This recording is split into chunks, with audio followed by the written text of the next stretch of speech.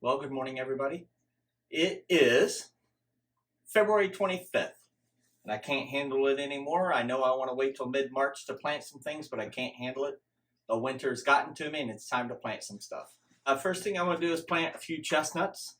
I'm going to try not to plant them all, but we'll see how it goes. But I'm going to start with these D40Ls. These are called D pots. D40Ls from Stewie. You can purchase these. I do a lot of my purchasing at Greenhouse Megastore, and I bought this stand here. It holds 25, and so I'm gonna fill these up with dirt and then move along with planting. I'm using Miracle Grow potting mix, not soil. It does a little better job at moisture control, a little less heavy than soil. And this is Miracle Grow. I've used other forms, and I'll use other here, but I've let this at least get to room temperature, which we're in a basement here, and you can probably hear water trickling in the background from my French drain. But I like to tap these down to get out of any air pockets.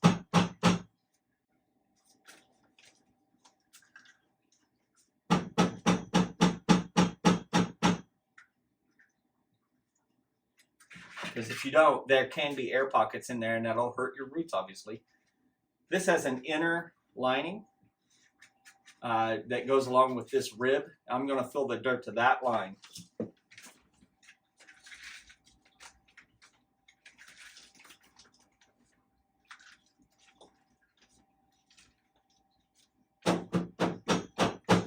I'm using rubber gloves because I got places to be this afternoon and tomorrow, and for some reason patients don't like seeing a doctor with gross fingernails. I'm wearing gloves a lot with them too, but in general I feel like it's a little better not to show up with dirt under the fingernails, and it can be hard to clean this. So we'll fast forward to when I finish filling up these 25.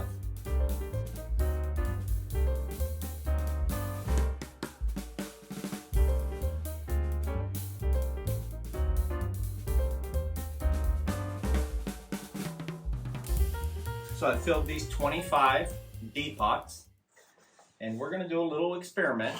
We're going to move this over here.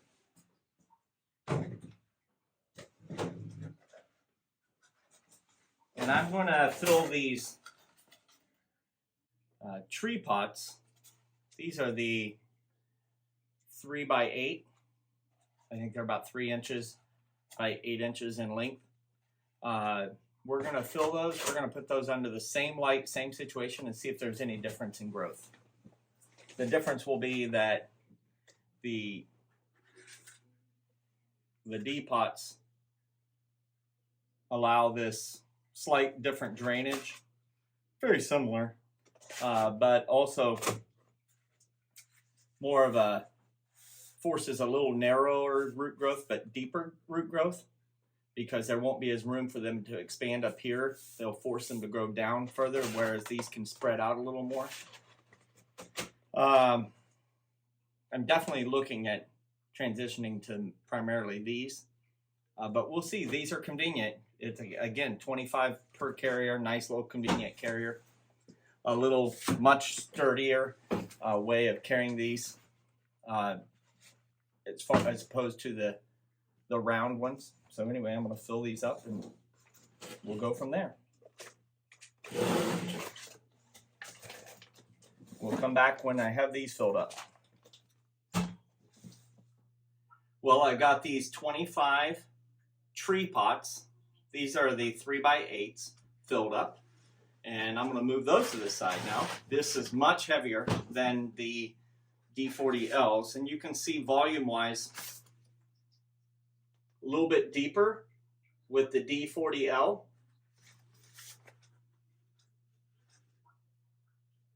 A little bit wider on the SC8s, I call it. I don't think they're SC8s. They're 3x8s.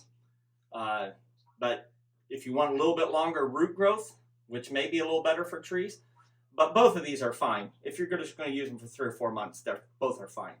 But this will allow you to get a little bit longer taproot initially.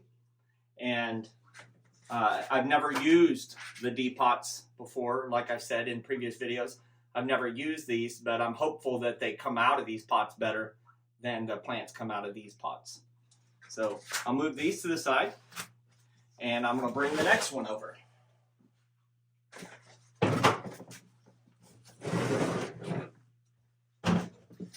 These are cone containers. These are the SC8s that I keep talking about, I believe. They're 8 inches, just over 8 inches in length. Much smaller compared to the D40Ls. If you want to look at the comparison here. Very, very different sized. These I can get about 2.5 months if I really watch the watering. But things like English white oaks or other oaks harden off much better out to the regular weather and sunshine. The chestnuts are a little more tender. They can sunburn more. But these work great for oaks. I love them. So I'm going to fill up a bunch of these because it takes less soil. And I can sell these as fresh from seed this year without being bare root. And they won't die from being sunburned. So that's why I like using these. I love using these for oaks. I use them for chestnuts too, but only to start the chestnuts, and then I take those chestnuts out, put them in the nursery, grow those out for the season.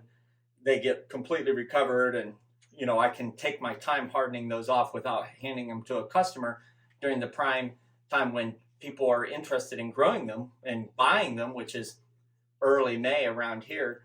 By the time you get to mid-June, everybody's moved on to summer activities and is no longer really interested. The demand kind of goes away, and that's when I really have my chestnuts hardened off and ready to go. So I'll start them in here, but then I'll move them to the nursery after I have them hardened off, and then those will be what my bare root trees will be for next year. So we'll fill these up, and we will come back.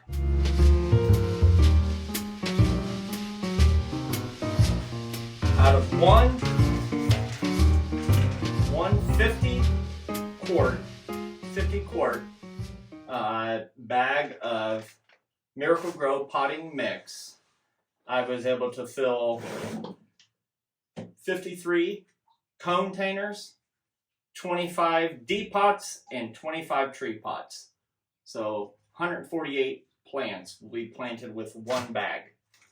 I'm going to do an experiment where I'm going to grow the D pots, the tree pots, in these cone containers under the same light using the same medium just to see how they grow. So that'll be a little bit of an experiment here. These chestnuts will be from the orchard, Lake Erie chestnuts. I put these in a bag. I don't know if you can see, but there are roots growing here. You can see on the bottom. I'm just going to bust them out. There's the first chestnut going in for 2023. Now, I like to use either a pencil or a screwdriver so that I don't break this root, but you have to make sure that you get the soil back around that, and watering that will help. So I just do a simple little poke into the soil, and then I leave that nut mostly exposed. This was a technique I saw on YouTube long before I was doing videos, but that was about the only video I ever saw. Here's another nut. We're just going to plant a series of these. This curlicue root, I'm just going to assume is going to fix itself, but if you don't like it, this is what you can do. You can just snap that off. It will do just fine like that. I've grown multiple trees that are doing great in the orchard doing that. The biggest time consumer is putting the dirt into these pots and getting it all shook down, and so it's not got air pockets. So hopefully I'll have enough chestnuts in this bag, and I think I will, that we can kind of have a good comparison of the different pots, because this will be all chestnuts out of the same bag, same orchard. Of course, the individual chestnuts may be different, but hopefully it's a mix of enough trees that it'll be a good representative sample across the pots. Now, we're not without mold problems. There's a moldy nut, if you can see that. There's no recovering that one. Just throw it away. Move on.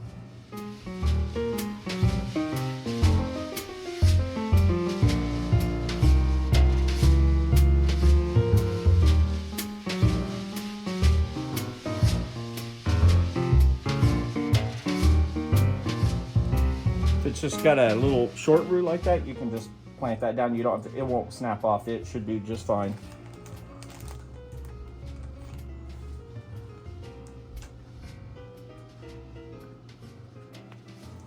So there we go. We got just a 25 into the D-Pot D40L. And the beauty of planting these seeds is I know that these all survived enough to produce in my climate with the pressure of blight and so forth.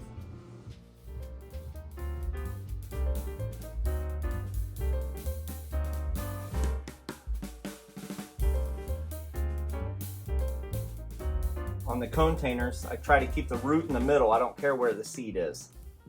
The root I want in the middle. So the nut can be hanging over the side. See that? This would have a chance of breaking on the container, so I'll snap that.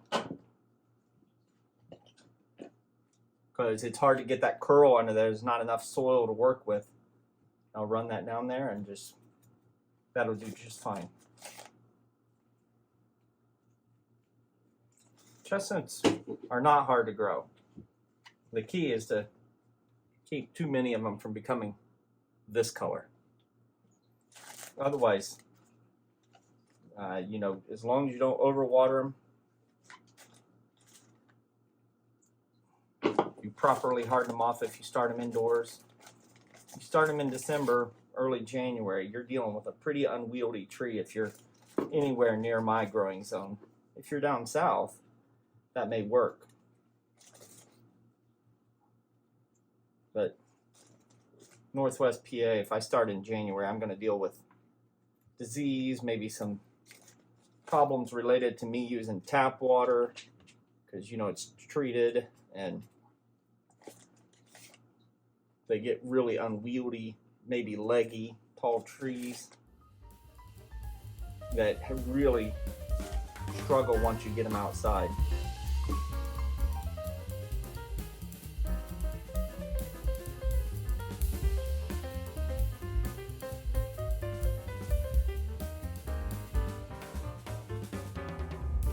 Well, this light has different options.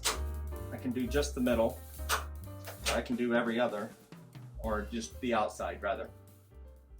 So I don't know, I think I'll start it with this just to get them start growing, and once they sprout, I'll increase the light. I don't really have a dimmer.